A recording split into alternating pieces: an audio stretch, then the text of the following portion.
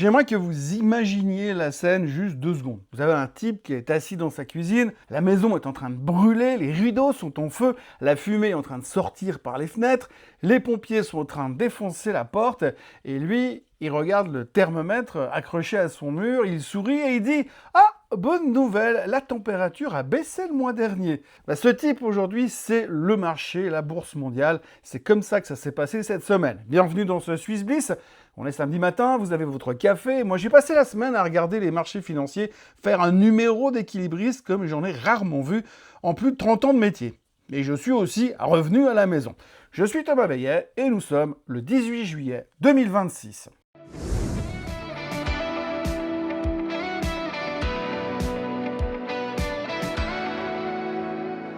Cette émission vous est présentée par Swissquote. Alors avant toute chose, ce que vous allez entendre et voir dans cette vidéo n'est pas un conseil financier, c'est mon avis, mon analyse et parfois mon humeur du jour. Par contre, si vous voulez comprendre la bourse, là, vous êtes au bon endroit. Alors, on en est où?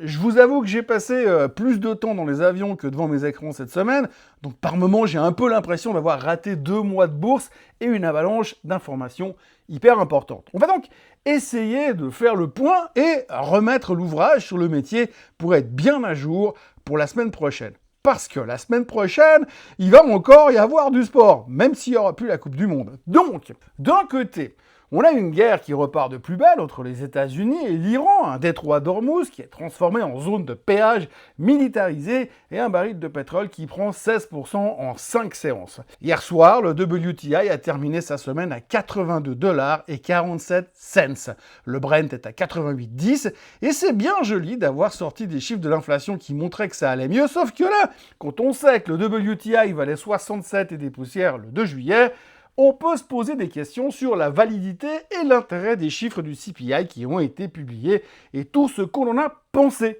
Oui, parce qu'en plus du brut qui explose sur la semaine, on a eu les chiffres de l'inflation. Et c'est l'autre sujet de la semaine. Enfin, un des autres sujets de la semaine.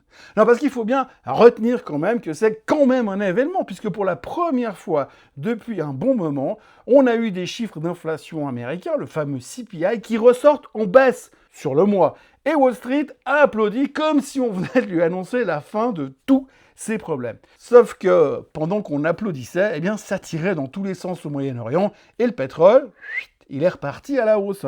Alors, même si dans l'esprit du monde merveilleux de la finance, on pense que toute cette histoire de guerre va se régler d'ici les midterms, parce que Trump n'a pas le choix, la validité du CPI de cette semaine est tout de même sacrément remise en question.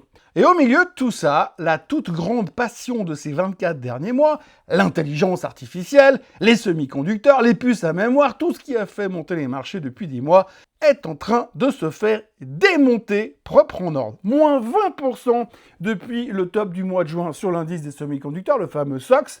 Techniquement, on appelle ça un bear market. Émotionnellement, on appelle ça une rupture, un divorce, un adultère. Même si vendredi, on a tenté de sauver l'immeuble à la dernière minute, on est quand même assez mal sur le graphique. Et je ne suis pas sûr qu'on se sentira beaucoup mieux lundi matin à l'ouverture du marché coréen qui, je le rappelle, était fermé vendredi alors que le marché des puces mémoire, lui, était en pleine déroute. Alors installez-vous parce que cette semaine, il y a de la guerre, de l'inflation, un nouveau patron de la Fed qui témoigne à Washington, des banques qui impriment du cash, un dinosaure de l'informatique qui vient de vivre sa pire journée en 58 ans et une bourse suisse qui, pendant que tout le monde panique, termine la semaine en hausse, tranquillement. En mode Swiss Bliss carrément. Maintenant qu'on a planté le décor, on peut commencer à creuser un peu dans le détail. Et on commence avec le sujet le plus grave, mais qui étonnamment ne semble pas concerner le monde merveilleux de la finance. Enfin, pas pour l'instant. Commençons donc par le sujet qui sont le kérosène, l'Iran. Depuis le 7 juillet, la guerre entre Washington et Téhéran est donc repartie de plus belle. Officiellement, il y avait un cessez-le-feu depuis le printemps, un protocole d'accord signé mi-juin, mais ce genre de papier qu'on signe avec un stylo doré devant les caméras de CNN et qu'on déchire 3 semaines plus tard. Lundi, Donald Trump a donc rétabli le blocus des ports iraniens, et comme un blocus apparemment ça manquait de panache, il a rajouté une idée dont lui seul a le secret, une taxe de 20% sur la valeur des cargaisons pour tous les navires qui veulent traverser le détroit d'Ormuz. Le détroit par lequel transitait avant la guerre 1/5 du pétrole et du gaz mondial, transformé en autoroute à péage. Il manquait plus que le badge télépéage et la petite barrière orange qui se lève quand on arrive. Résultat immédiat, le Brent a pris 9,6% en une seule séance lundi dernier. Même au tout début du conflit, en février, on n'avait pas vu ça. Le baril a fini la semaine à 88 $, en hausse de 16% sur 5 jours, pendant que les États-Unis bombardaient l'Iran pour la 6e nuit consécutive. Que Téhéran ripostait sur des bases du Golfe, d'une centrale électrique était touchée au Koweït et qu'un navire se prenait un projectile non identifié au large d'Oman. Les gardiens de la Révolution ont qualifié le détroit de ligne rouge infranchissable, le Pentagone a répondu en substance « c'est pas vous qui décidez », et le trafic maritime de Hormuz est tombé à des niveaux de temps de guerre. Oui, parce qu'en fait, c'est la guerre. Petit détail savoureux, mardi soir, Trump a tout de même abandonné sa taxe de 20%. Comme ça, entre deux frappes, le marché a même trouvé ça rassurant pendant un petit instant. Voilà où nous en sommes. On se réjouit qu'un projet de raquette maritime internationale soit annulé au bout de 24 heures. La barre du soulagement n'a jamais été aussi basse, aussi facilement atteignable. Et puis alors, sujet suivant, l'inflation qui ralentit. Applaudissements, mais personne n'a lu la photo qu'on a prise sur l'inflation. Donc pendant que le Moyen-Orient s'embrasait, mardi matin est tombé le chiffre de la semaine, l'inflation américaine, le CPI du mois de juin. Et là, surprise, 3,5% sur un an contre 4,2% en mai, c'est génial! Nettement mieux qu'attendu. Sur le mois, les prix ont même carrément baissé de 0,4%, la plus forte baisse mensuelle depuis avril 2020. Le lendemain, rebolote avec les prix à la production, 5,5 contre 6%, là aussi mieux que prévu. Wall Street a sabré les champagnes, la probabilité d'une hausse des taux fin juillet s'est effondrée de 31% à 11% en une semaine. Les rendements obligataires se sont détendus, le 10 ans américain est redescendu vers 4,55, tout le monde s'est congratulé, tout le monde s'est tapé dans le dos. Mais bon, pour être franc, on s'est emballé pour juillet, hein. Mais on reste quand même convaincu que ça montera cette année, les taux d'intérêt. Mais ça, on l'a pas dit fort. Oui, parce que les taux vont quand même monter. Pas en juillet, d'accord, mais ils vont monter. Ils monteront parce qu'il y a un léger problème de calendrier dans tout ce qu'on nous a donné. Un chiffre, un détail. Ces chiffres magnifiques, ils ont ralenti grâce à quoi? Grâce à la baisse des prix de l'essence en juin, avant que le pétrole ne rebondisse de 16% en une semaine depuis lundi dernier. Autrement dit, le marché a passé la semaine à célébrer une photo de vacances qui a été prise avant l'incendie. Le CPI de juin, c'est le bulletin météo d'avant la tempête, d'avant la canicule. Et la tempête, elle est déjà là. Elle s'appelle le Brent à 88 $ et 10 cents vendredi soir. Et elle va se retrouver dans les chiffres de juillet, aussi sûrement que le lundi vient après le dimanche. Mais le marché s'en fiche. Le marché voulait une bonne nouvelle, il en a eu une, il l'a prise. On ne discute pas avec un homme qui a soif. Au milieu de cette euphorie sélective, il y avait un homme qui, lui, ne sabrait rien du tout. Il s'appelle Kevin Warsh, c'est le nouveau président de la Fed, auditionné mardi devant la commission bancaire de la Chambre des représentants. Et le monsieur est venu avec un message hyper simple, il a dit « Si nous menons la politique adéquate, et nous le ferons, la flambée d'inflation des 5 dernières années appartiendra au passé ». Bon, il n'a pas dit quand, hein. Mais traduction pour ceux qui ne parlent pas le banquier central couramment, il a dit « Je ne baisserai rien du tout tant que ce truc n'est pas mort et enterré ». Le même Warsh avait déjà prévenu il y a quelques semaines à Sintra que ceux qui pensaient que la Fed se satisferait d'une inflation au-dessus des 2% seraient bien déçus. Et lundi, un autre responsable de la Fed avait carrément évoqué une hausse des taux à court terme si l'inflation repartait dans le mauvais sens. Vous voyez le tableau ? Le marché rêve d'une Fed gentille, câline, et se retrouve avec un shérif qui astique son étoile pendant que le pétrole flambe. Donc, si le brut reste là où il est, l'inflation de juillet va remonter et le discours de Warsh va passer du statut de posture à celui de programme. Ça, c'est le rendez-vous du mois d'août. On s'en souviendra, on en reparlera dans 3-4 semaines. Le sujet suivant, c'est les banques qui se gavent, comme toujours, quand les marchés commencent à bouger. Parce qu'il ne faut jamais oublier une règle d'or de la finance, quand les marchés paniquent, quelqu'un, quelque part, encaisse les commissions, et donc c'est les banques. Oui, ce quelqu'un cette semaine, c'était les grandes banques américaines qui ont ouvert la saison des résultats mardi. Goldman Sachs prend 9% sur la séance, JP Morgan, Bank of America, résultat très solide, le carburant La volatilité, évidemment. Chaque secousse de marché, c'est du trading et une avalanche d'opérations boursières, dont la cotation historique de SpaceX le mois dernier. Les banquiers d'affaires ont donc facturé la fusée, si j'ose dire. Wells Fargo et Citigroup ont fini dans le rouge, prise de bénéfices et inquiétude sur les coûts, mais globalement le message est limpide, le casino tourne à plein régime et le croupier ne perd jamais. Et puis mardi, il y a eu IBM. Alors accrochez-vous, moins 26% en une séance. La pire dégringolade boursière du groupe en 58 ans. Un dinosaure de 110 ans qui se prend le pire gadin de sa vie moderne un mardi de juillet. Juste comme ça. La raison ? Le patron Arvind Krishna l'a dit lui-même avec une franchise qui mérite presque le respect.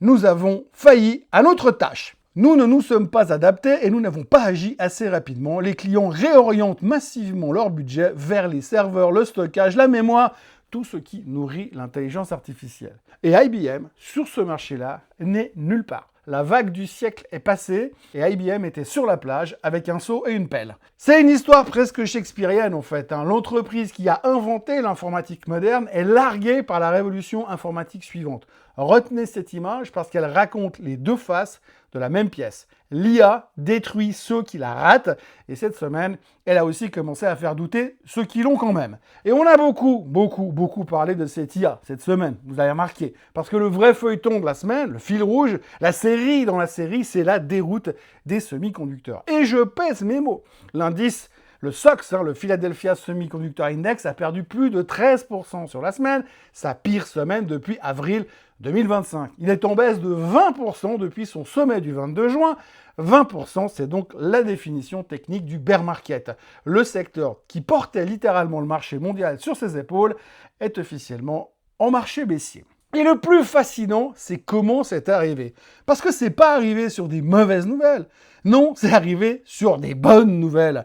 Jeudi, TSMC, le plus grand fondeur de puces du monde, a publié un bénéfice net record en hausse de 77% sur un an et il annonce 100 milliards de dollars d'investissement à rien qu'en Arizona. Des chiffres somptueux et la réaction du titre, il baisse. Réaction du secteur, tout le monde a vendu et tout le monde s'est fait défoncer.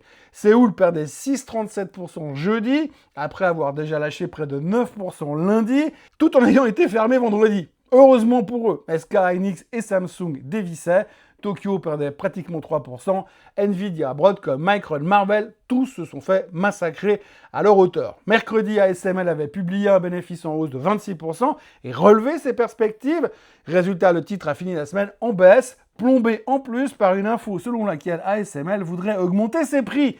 Les coquins, augmentez ses prix quand la croissance de la demande ralentit et que vos clients sont valorisés comme des demi-dieux. Disons que le timing était audacieux. Et vendredi, cerise sur le gâteau, Nvidia a perdu brièvement, mais quand même, son titre de plus grosse capitalisation boursière mondiale au profit d'Apple, une première depuis mai 2025. Le roi a vacillé sur son trône à 4800 milliards contre 4900.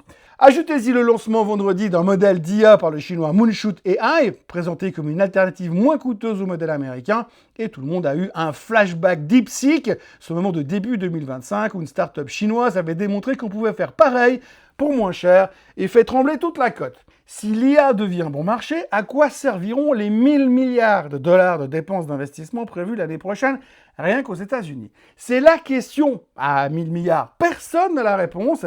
Et quand personne n'a la réponse, on vend d'abord et on réfléchit ensuite. Alors mettons juste les chiffres sur la table pour terminer. Sur la semaine, le Dow Jones a perdu 0,9%, le S&P 1,6% et le Nasdaq s'enfonçait de 2,9%. Pendant ce temps, 90% des sociétés du S&P 500 qui ont publié ont battu les attentes et les analystes ont relevé leurs prévisions de croissance des bénéfices à 26%. Oui, vous avez bien entendu, les résultats sont excellents, les prévisions sont excellentes et le marché, il baisse quand même. Et un marché qui monte sur des mauvaises nouvelles, c'est un marché euphorique. Un marché qui baisse sur des mauvaises nouvelles, c'est un marché qui a un problème. Et son problème, c'est pas les bénéfices, c'est la foi. Et pendant ce temps-là, la Suisse. Le paradoxe qui donne son nom à cette émission, pendant que le monde entier vendait, la bourse suisse, le SMI, a terminé la semaine en hausse. Le SMI a clôturé vendredi à 14 343 en progression sur la semaine avec une dernière séance à plus 0,54 pendant que le Nasdaq perdait 1,4%. Pourquoi ? Eh ben oui, parce que quand la planète a peur, elle achète exactement ce que la Suisse vend depuis toujours, de la bouffe, des médicaments et des assurances. Nestlé, Novartis, Roche, les assureurs, Swiss Re, Zurich, Swiss Life, tout ce beau monde a fini la semaine en super forme. Pas de Nvidia chez nous, pas de drame. Le SMI, c'est l'assurance vie du portefeuille mondial. Personne n'en parle dans les dîners mondains, mais quand ça sent le cramer, tout le monde se souvient où ça se trouve. On attaque maintenant les performances de la semaine. Donc, vous le voyez, sur la semaine, eh bien, le pétrole a pris 15,52%, le WTI. Le Dow Jones des transports est en hausse de 2,46%. Le Hang Seng prend encore 1,6%. Le FTSE monte de 1% et la Suisse prend 0,76% sur la semaine, comme on vient d'en parler. Le CAC est à l'équilibre, pile poil. Et de l'autre côté, alors, les semi-conducteurs ont perdu 10% sur la semaine. C'était le bain de sang. On en a bien parlé largement et on en reparlera certainement la semaine prochaine. Vous voyez que la Chine s'est fait massacrer également. Le Nikkei en prend pour son grade. Le Kospi n'est pas sur la liste, mais c'est pareil aussi de ce côté-là. Et puis l'or est sous pression parce qu'effectivement, comme on parle de hausse des taux, c'est jamais des bonnes saisons pour l'or. Du côté du SMI, donc le vainqueur de la semaine, c'est la compagnie financière Richemont. On va en reparler tout à l'heure dans les vedettes de la semaine. Swiss Re prend 4,3%. Vous avez Nestlé qui prend 2,87%, Swisscom 2,51%, Novartis 0,58%. Roche qui traîne un peu la patte avec une baisse de 0,71 sur la semaine. Et puis alors ABB qui se prend une tôle de 5,24% après de très bons chiffres, mais un takeover au passage qui a tout remis en question. Ça aussi, on en parle dans 2 minutes. On passe maintenant au graphique, au chart de la semaine. Donc vous voyez le SMI, je viens de vous le dire, on termine la semaine en hausse. On n'est pas au plus haut de tous les temps, mais on y va gentiment. Hein. Gentiment, vous voyez qu'on est en train de retester de nouveau cette résistance. On est en train de la passer, probablement. Et si ça continue avec ces tensions comme on a sur le marché américain, sur la tech, probablement que le SMI est dans un triangle ascendant et on devrait casser en direction des 15 000 tout prochainement. Donc tout va bien pour le marché suisse. Du côté des États-Unis, voilà le S&P 500, ça représente un graphique qui ne peut plus en avant. On voit qu'on essaye, mais on n'arrive pas. À chaque fois, on essaye de tirer plus haut, mais boum, on se fait retaper sur le crâne. Depuis qu'on a fait le top début juin, eh bien, on a fait une tentative qu'on a échoué mi-juin, et puis alors depuis, on bute sur les 7600 sur le S&P 500. Encore une fois, cette semaine, on est allé chercher ce niveau en se disant ouais, peut-être que ça peut passer.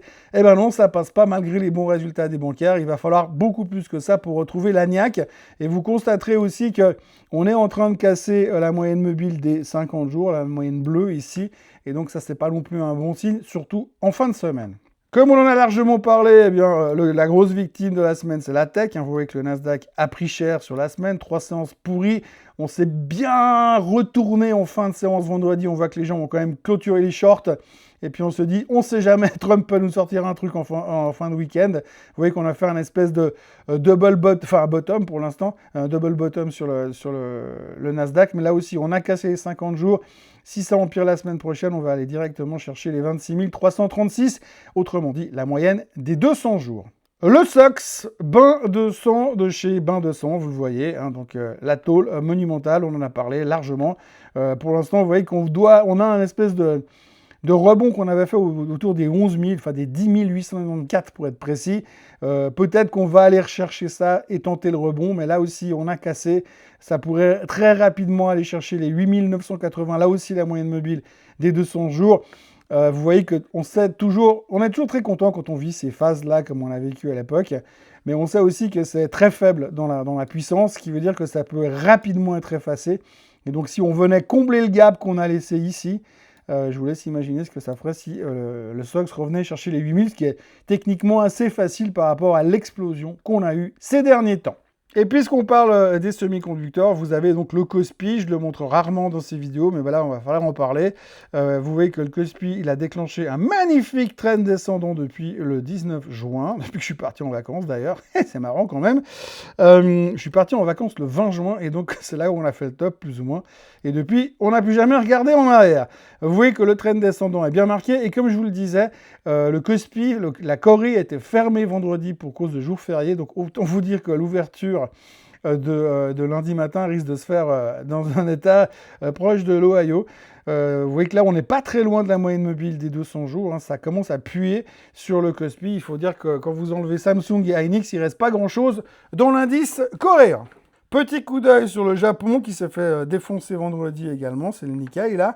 Vous voyez que vendredi on était cherché très très bas avant de limiter la casse en clôture, mais là aussi ça montre qu'il y a des vendeurs et ils se sont rachetés en fin de séance, mais s'il n'y a rien de neuf sous le soleil lundi, il n'est pas exclu que les choses continuent à taper et puis ça risque d'aller chercher rapidement beaucoup plus bas, donc on est un peu dans une zone de méfiance et j'en profite pour vous dire quand même, parce qu'il y a plein de gens qui me reprochent d'être trop négatif. Je ne suis pas négatif, je raconte juste ce que je vois et je raconte des histoires. Et c'est vrai qu'aujourd'hui, les charts, on peut faire ce qu'on veut. Pour l'instant, ils ne sont pas très très beaux. Alors si vous êtes méga bullish, vous pouvez racheter maintenant parce que ça va forcément exploser. Mais il y a quand même pas mal de doutes qui planent sur le marché à l'heure actuelle. Le DAX, lui, il va dans tous les sens, nulle part pour l'instant. Vous voyez que ça veut démarrer de nulle part. On est à 24 700 plus ou moins. On a une résistance sur les récents plus hauts à 25 886 pour l'instant. Il ne se passe pas grand-chose en Allemagne. Les Français, ils sont plus dans la Coupe du Monde. C'était le 14 juillet la semaine passée. Là aussi, il ne se passe pas grand-chose. On attend la BCE cette semaine, donc il y a un peu de tension sur l'Europe pour l'instant. Et l'Europe se concentre sur ce qui se passe entre les États-Unis, l'Iran et la techno pour le moment. L'or qui continue de baisser, donc je vous l'ai dit plusieurs fois cette semaine et on le répète un peu partout, quand vous êtes dans des phases de hausse des taux ou de marché qui risquent de voir les taux monter, forcément l'or qui ne rapporte rien et qui ne paye pas de coupons, c'est pas le truc le plus populaire. Et puis alors, on termine avec le champion de la semaine, le WTI. Ici, vous voyez qu'on est passé, donc vous voyez, le 2 juillet, on était à 67 et des brouettes, et aujourd'hui, donc on est à 81,78 sur ce futur-là en clôture. Donc voilà, c'est un petit peu délicat. Techniquement, ça ne veut pas dire grand-chose puisque forcément, c'est quand même très très très manipulé par ce qui se passe dans le Golfe. On attend de voir ce qui va tomber dimanche soir puisqu'on peut certainement s'attendre à une annonce de la part de Trump. Donc surprise, mais en tous les cas, c'est très très fort et c'est vu ce qu'on voit pour l'instant à l'heure où je vous parle, samedi matin à 10h, c'est encore vachement compliqué. Du côté du détroit d'Ormuz, ils ne sont pas vraiment en train de se faire des déclarations d'amour. On attaque le chapitre des vedettes de la semaine. 3 valeurs du SMI ont fait le spectacle cette semaine. 3 histoires très différentes. On en parle donc tout de suite et on commence avec Richemont, avec qui Cartier ne connaît pas la crise, littéralement. Mercredi, le groupe Genevois a publié ses ventes trimestrielles, plus 17%. 17% de croissance avec une guerre au Moyen-Orient, une Chine toujours convalescente et un marché mondial en pleine crise de nerfs, porté une fois de plus par la joaillerie. Le titre s'envole de 6,7% sur la news et embarque tout le luxe européen avec lui, Kering, LVMH, Hermès qui publieront dans une semaine, toute cette équipe. Tout le monde monte et même Swatch prenait 3,4% par simple effet d'aspiration. La leçon est presque philosophique, on peut douter de l'IA, on peut douter de la Fed, on peut douter de la paix mondiale, mais on ne doute jamais de la capacité des ultra-riches à s'acheter des colliers, des montres et des sacs à main. Les bombes tombent sur Hormuz et les rivières de diamants continuent de couler chez Cartier. C'est peut-être ça, l'actif refuge ultime. Petit bémol quand même, vendredi, le titre a rendu 1,6% parce que même les diamants n'échappent pas aux prises de bénéfices. Le graphique se passe de commentaires, vous voyez qu'il ne se passe pas grand-chose, et puis tout d'un coup, il se passe beaucoup de choses, et donc ça a littéralement explosé. On est passé de 182 à quasiment 197 en quelques minutes lors de l'annonce de ces ventes qui étaient exceptionnelles chez Richemont. Le graphique est toujours dans une tendance haussière pour l'instant, donc on est bien inscrit là-dedans. Donc ça devrait continuer à bien se comporter, surtout qu'il y a encore pas mal d'autres joueurs du secteur du luxe qui pourraient arriver derrière et corroborer cette histoire de retour des riches qui reviennent dépenser dans les machins très très chers.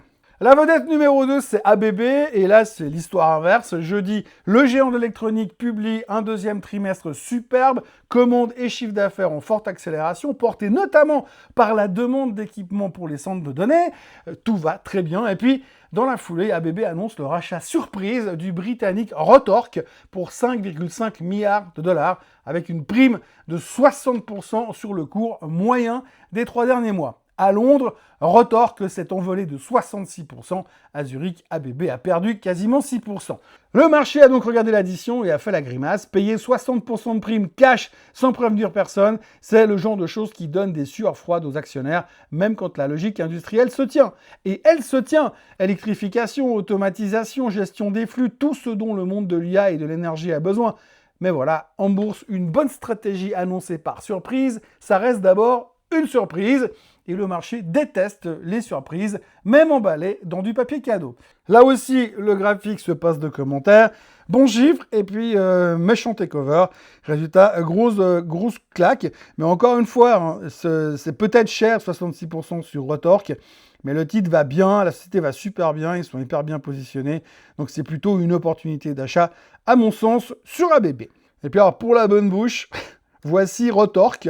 Alors, petite pensée à ceux qui se sont amusés la semaine dernière à acheter du Retorque ici et qui se sont réveillés le lendemain avec du Retorque ici. Hein, vous voyez quand même que c'était bien rigolo toute cette histoire. 66% de prime, c'est une belle chose et il faut remercier surtout ceux qui étaient bien informés s'il y en avait.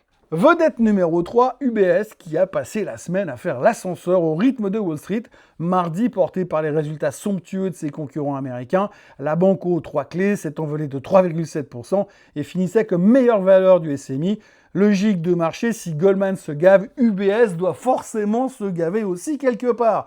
Et puis vendredi, retour sur Terre, moins 2% dans un mouvement général de défiance envers les bancaires et de prise de bénéfices en fin de semaine. Entre-temps, la banque a annoncé le remboursement anticipé de 2 obligations pour 3,75 milliards de dollars, signe d'un bilan plutôt confortable, soit dit en passant. Mais l'histoire de la semaine, c'est surtout ça. L'UBS n'a pas publié un seul chiffre et le titre a frais. Plus 3,7% et puis moins 2%. La banque est devenue un produit dérivé sur l'humeur de Wall Street à l'heure actuelle. Et ses propres résultats arrivent très bientôt. On verra alors si le sous-jacent vaut le dérivé. Et puis alors, il y a tout le reste de la cote, et c'est le en vrac du jour, la cote helvétique, hein, bien sûr. Alors accrochez-vous, on fait ça au rythme d'un aiguilleur du ciel. Un jour de grève, l'infusé de la semaine, c'est Georg Fischer, plus 14% vendredi après avoir relevé ses objectifs annuels pour sa division tuyauterie. Pendant que l'IA s'effondre, les tuyaux chafouzois explosent. Je vous laisse méditer là-dessus. Doc Morris n'est pas mal non plus, plus 17% lundi sur une recommandation d'achat de Deutsche Bank, puis encore 2,7% mercredi avec des ventes trimestrielles au-dessus des attentes. Deutsche Bank était visiblement bien informé. La pharmacie en ligne renaît de ses cendres pour la énième fois. Adecco a pris 5,8% vendredi sur un relèvement d'objectifs de la part d'Exam. Sando a fini la semaine en beauté. Meilleure valeur du SMI vendredi à plus 3%. Mskemi a gagné 3,6% parce que Kepler est passé de vendre à conserver. Quand l'analyste passe de fuyer à beauf, le titre prend 3,6%. C'est dire le niveau d'exigence que nous avons aujourd'hui. Sentiel a bondi de 11% sur une première commande américaine. Et Stadler Rail a signé des contrats en Allemagne et 21 trams pour Austin au Texas, des trams suisses au Texas. Côté douleur maintenant, Partners Group avec une semaine étrange. Lanterne rouge du SMI jeudi à moins 6% avec son point d'activité. Puis rebond vendredi malgré une pluie d'abaissement d'objectifs de cours. Flughafen Zurich a reculé de 4,2% sur des chiffres de passagers décevants. En même temps, avec un baril à $88 et des missiles au-dessus du Golfe, l'envie de voyager se discute un peu plus longuement. Avolta a lâché 5,3% sur la moindre nouvelle, ce qui est toujours un peu vexant. DKSH a plongé de 4,6% avec des ventes en recul. Ritter a perdu 5,2% après avoir creusé sa perte semestrielle.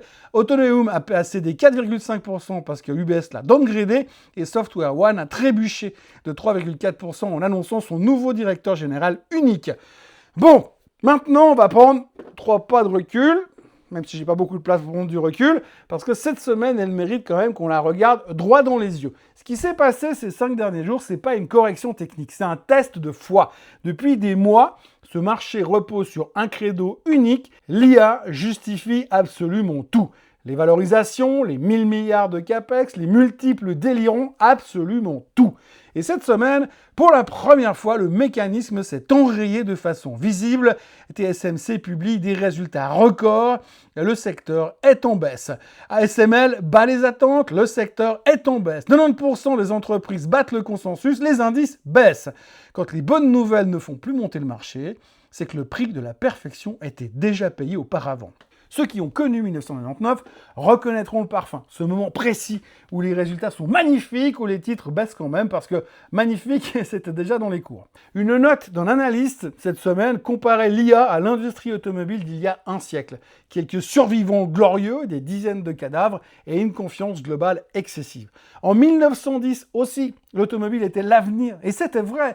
ça n'a pas empêché 90% des constructeurs de faire faillite et de disparaître. Et pendant que la foi technologique vacille, le marché s'est construit un déni géopolitique absolument somptueux. Le pétrole a pris 16% en une semaine, le détroit le plus stratégique du monde est un champ de tir, et Wall Street célèbre des chiffres de l'inflation calculés avant la hausse du pétrole. C'est un déni à double détente. On ignore la guerre et on fait des statistiques que la guerre a déjà rendues obsolètes. Le piège est quasiment visible à l'œil nu. Si le brut reste à ces niveaux, l'inflation de juillet remonte. Kevin Warsh, qui n'a jamais caché son jeu, se retrouve avec la justification parfaite pour durcir le ton, et le marché découvre qu'il n'y a pas de filet en dessous du trapèze. Et pas de fête put avec un shérif pareil. En 2007 aussi d'ailleurs, le marché montait pendant que les fondations craquaient en se répétant que le problème était contenu. Le problème n'est jamais contenu, le problème est juste patient. Et puis, il y a le signal le plus discret et peut-être le plus parlant, la rotation. Cette semaine, ce qui a monté, c'est l'énergie, l'immobilier, la consommation défensive, les assureurs, Nestlé, Sando et le SMI. L'argent intelligent ne sort pas du marché, il va se faire voir ailleurs. Il quitte les étages panoramiques du gratte-ciel technologique pour s'installer au rez-de-chaussée, beaucoup plus près des sorties de secours. La Suisse qui surperforme, historiquement, c'est pas un signal d'achat sur la Suisse, c'est simplement un signal de peur sur tout le reste. Alors, est-ce que c'est le retournement? Est-ce que c'est le top? Personne n'en sait rien. Et méfiez-vous de ceux qui prétendent le contraire. Le secteur des semi-conducteurs affiche encore 65% de performance depuis le début de l'année. Les bénéfices sont réels, la demande existe, mais l'ambiance a changé un tout petit peu. Le marché ne se demande plus combien est-ce que je peux gagner, il commence à se demander combien est-ce que je peux perdre. Et dans ma longue expérience des cirques financiers, ce changement de questionnement, c'est toujours le début d'un nouveau chapitre relativement intéressant. Alors encore une fois, je ne suis pas bearish, je raconte ce qui se passe actuellement. Voici donc où nous en sommes. Une guerre au-dessus du détroit le plus stratégique du monde, un pétrole en surchauffe, une Fed qui affûte ses arguments, une tech en crise de foi et un marché qui a passé la semaine à applaudir un chiffre d'inflation périmé, et tout le monde le sait, comme un ami dans sa cuisine en flammes, les yeux rivés sur son thermomètre qui montre que le mois passé, c'est pas monté autant que ça la température. L'orchestre du Titanic, lui au moins, il savait qu'il coulait et il avait donc choisi la musique en conséquence. Notre marché, lui, il a mis la playlist du « tout va bien » et monte le son à chaque craquement de la coque. Restez donc prudents, gardez votre café au chaud et vos stops à jour. On se retrouve samedi prochain pour la suite du feuilleton et un nouveau Swiss Bliss. Entre deux, il y aura bien sûr plein de Morning Bull Live comme d'habitude. Et la semaine sera complexe parce qu'il y aura une avalanche de chiffres trimestriels qui seront publiés. On va donc beaucoup parler techno. D'ailleurs, il y aura du Google, il y aura du Tesla, il y aura de l'Intel, il y aura de l'IBM. IBM a déjà déçu et Intel a intérêt à ne pas le faire. En Suisse, on aura les publications de Novartis, de Roche et de Nestlé. Ça va nous occuper. Et puis en Europe, il y aura STM, Thales et BNP. Là aussi, ça va nous occuper. Et puis, puisqu'on cherche des occupations, n'oublions pas que jeudi, c'est le meeting de la Banque Centrale Européenne, de la BCE, avec des taux qui pourraient bien monter, selon Madame Lagarde. N'oubliez pas de vous abonner à la chaîne Swissquote en français, d'activer la cloche pour ne pas rater la suite, parce qu'il y a une chose est sûre, au moins dans ce marché, c'est qu'il y aura une suite. Et en ce qui concerne cette vidéo, on like, on commente et on partage. Voilà, c'était le Swiss Bliss. Bon week-end à tous. Bye bye. Ce contenu est informatif et éducatif destiné aux personnes connaissant les marchés financiers. Il ne constitue pas un conseil en investissement, juridique ou fiscal. Le trading et l'investissement comportent des risques, notamment la perte de capital. Les CFD et actifs numériques sont volatiles et ne conviennent pas à tous. Swissquote décline toute responsabilité quant à l'exactitude du contenu ou aux pertes liées à son usage. Produits et services disponibles selon la législation en vigueur.